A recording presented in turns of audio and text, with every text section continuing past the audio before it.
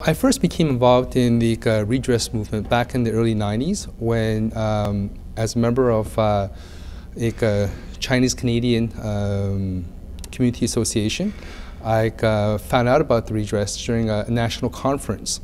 And I can tell you that I was shocked and surprised because, number one, I never learned about this kind of history in my growing up. And then number two as well, on a personal level, my family never talked about this. So for me, it was really a revelation at that time. How could it be that this kind of discrimination was practiced against Chinese Canadians, and more particularly my own grandfather, who was a head taxpayer himself, and as well my grandmother and my father, who were excluded by this act, and they never talked about it. And I asked them, I said, why don't you talk about it? How come you never told me about this? And their answer was basically, what good is it? Okay, we talk about this, right? It brings no good. For them, I realized it was really a question of perhaps an issue of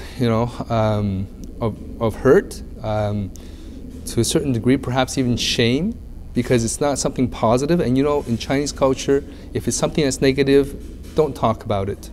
And then finally, resignation, in the sense that, look, it happened to us, there's nothing we can do, and therefore, all other acts of, racism or whatever, just move on.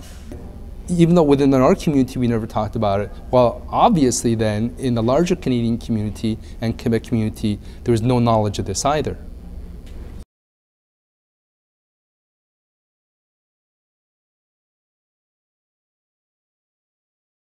I became a lawyer, like many young people as well, partly because I wanted to make a difference in this world.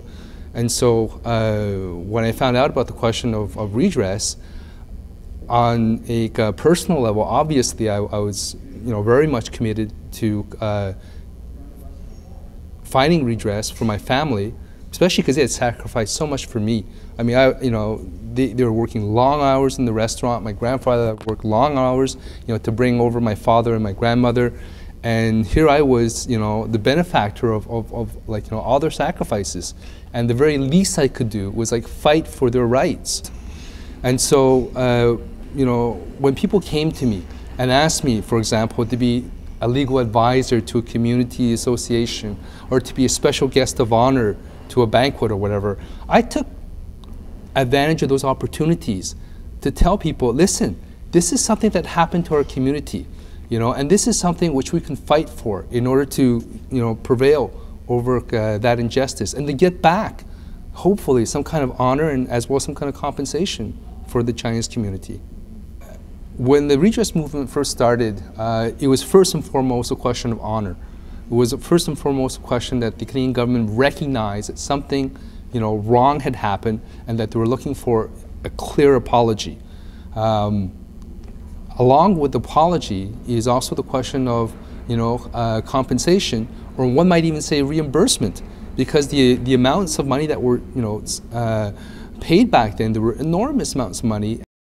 Back then, a house could be bought easily for the amount of head tax that these people were paid. And you have to remember, right? These, I mean, the Chinese Canadians back then, they weren't making great salaries. they were working for practically pennies. So it's just amazing that they're even able to pay it.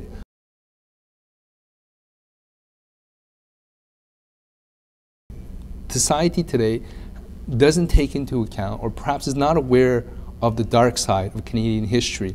And as someone once said, right, if you don't know your history, then you're going to have problems with your future.